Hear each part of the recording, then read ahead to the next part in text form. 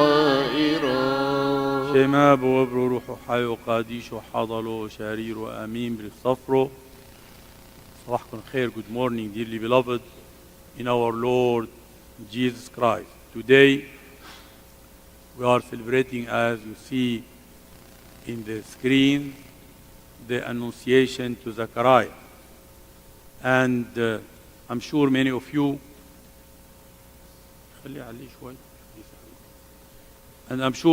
you know that this story of Zechariah and Elizabeth, we can find it in the first chapter of the Gospel according to St. Luke, verses 5 to 25. And in this Gospel, we can see a profound story about silence. As you know, Zechariah did not believe the angel of the Lord, so he was silent. And the fulfillment of God's promise. This passage from St. Luke challenges us to look at silence not as a void, but as a sacred space where God works unseen to prepare us for His plans. Today, with you, I will reflect on three key aspects of this story: the silence of unanswered prayer, and then the silence imposed by God, and the joyful breaking of silence when God promises are fulfilled. Luke, in his gospel, begins by describing Zechariah and Elizabeth as righteous before God. They were righteous before God. They were faithful in their devotion, yet they carried the deep pain of unanswered prayer for a child.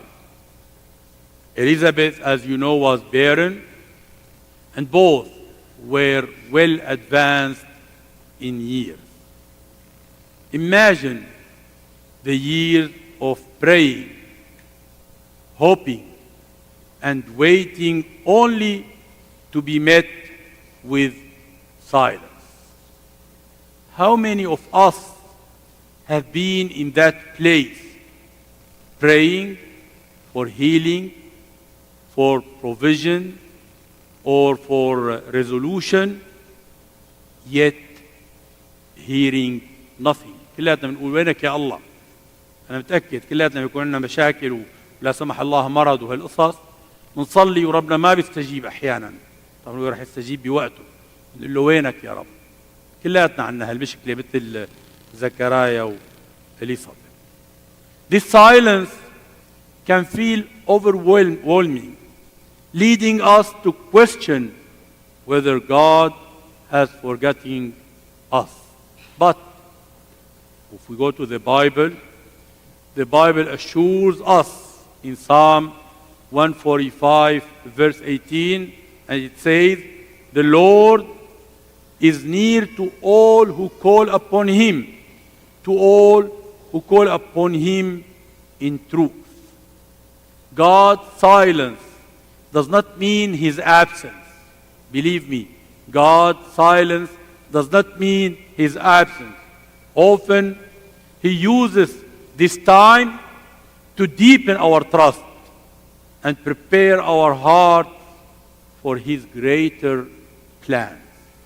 Zechariah and Elizabeth, unanswered prayers were not a sign of neglect, but a part of God's divine timing. The child they longed for was not just for their joy, but for the fulfillment of God's redemptive plan.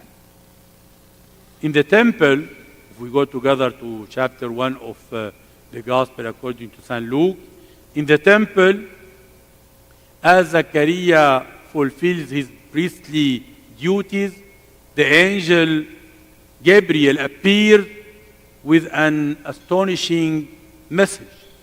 Do not be afraid, Zechariah. لا تخاف يا زكريا. For your prayer is heard, and your wife Elizabeth will bear you a son, and you shall call his name John. But Zechariah, مع انه كان عم يصلي كثير وبده ربنا يجاوب له صلاته، بنشوفه زكريا struggled to believe this promise. His response reveals his doubt. He told the angel Gabriel, how shall I know this? For I am an old man, and my wife is well advanced in years. In response, the angel Gabriel imposes silence, and he told him, you will be mute and not able to speak until the day these things take place.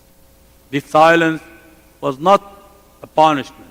Many of the Bible interpreters, they said that it was a punishment. I don't see it a punishment, but a gift of divine intervention to help Zechariah reflect and grow in faith.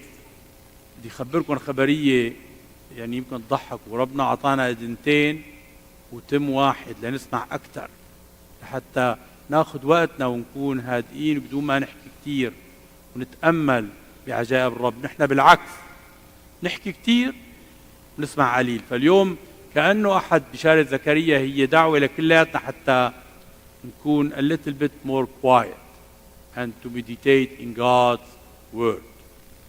So this silence was not a punishment but a gift of divine intervention to help Zechariah and maybe us reflect and grow in faith.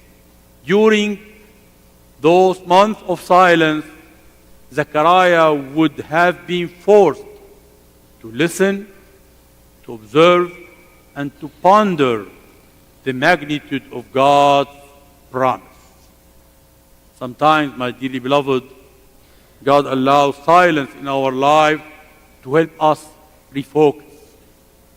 In a noisy world filled with distractions, silence becomes a sanctuary where we can hear God's voice more clearly. As Psalm 62 verse 1 reminds us, truly my soul silently waits for God. From him comes my salvation.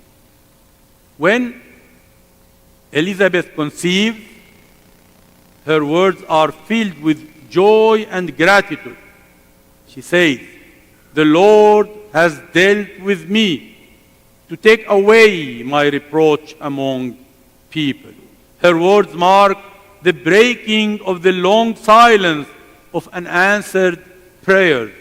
Likewise, when John is born, John the Baptist is born, Zechariah's tongue is loosed, and his first words are a hymn of praise to God. This breaking of silence reveals the beauty of God's fulfilled promises. God's timing may not align with our own, but his plans are always good. Believe me, God's plans are always good. As the Lord says in Isaiah 55, 8 and 9, for my thoughts, the Lord is talking to us, for my thoughts are not your thoughts, nor are your ways my ways. For as the heavens are higher than the earth, so are my ways higher than your ways. The birth of John the Baptist was more than an answer to Zechariah and Elizabeth's personal prayer. It was a fulfillment of God promised to send a forerunner for the Messiah. Their story reminds us that God's answers often exceed our expectations, touching not only our lives, but also the lives of others, as happened in today's biblical passage. So what does this story teach us about silence and promise? Silence is a season, not a sentence. God's silence is never a sign of rejection. Just as the seed grows beneath the soil in silence, so does God's work in our life, which often happens unseen. God's promises are always fulfilled. Zechariah and Elizabeth's story assures us that though delayed, God's promises are certain, as it is in Habakkuk chapter 2 verse 3, for the vision is yet for an appointed time. Though it tarries or delayed, wait for it, because it will surely come. Faith prepares us for fulfillment. Like Zechariah, we may struggle with doubt, but God's faithfulness does not depend on our strength. His plan will come to pass, and in the silence, He strengthens our faith to receive His blessings with joy. The silence in Zechariah and Elizabeth's story was not empty. It was filled with God's purpose and preparation. Likewise, the silence in our life is an opportunity to trust, to grow, and to prepare for the fulfillment of God's promises. As we reflect on this story, let us remember that God hears every prayer, even when the answer is delayed. In silence, God is working for our good. His promises are always fulfilled, bringing joy and purpose beyond our imagination. Dearly beloved, embrace the silence in our life, trusting that God is faithful to His word. And when His promises are fulfilled, may our voices join Zechariah in proclaiming His praise. Amen. Amen. May I ask you to stand up, please, for the prayer of confession? Let's say it together. I make my confession to God, the Father Almighty, and to His beloved Son, Jesus Christ, and to the Holy Spirit. I confess the holy faith of the three ecumenical councils of Nicaea, Constantinople, and Ephesus, in the most noble priesthood, ascribed unto you, Father Priest, by which you set loose and bind. I have sinned through all my senses, both inwardly and outwardly, in word, in deed, and in thought. My sin is great, very great, and I repent of it most sincerely, purposing not to fall again into the same ever, preferring death rather than embrace sin. And I ask you, by the authority of the sacred priesthood, that you absolve me of my sins, asking God to pardon me through His grace. Amen. Dearly beloved, I invite you to take a moment of silent prayer, confessing our sins and asking the Lord for forgiveness.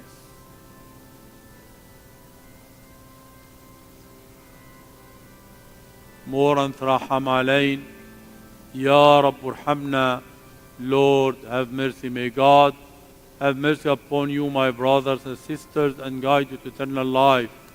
may absolve you from all your sins and make you worthy to receive his holy body and blood. تدعكون تتقدشون نشتبقون حوبيكون وحتيكون بشمودابو برو ودروحو حايو قاديشو حاضروا شاريرو آمين.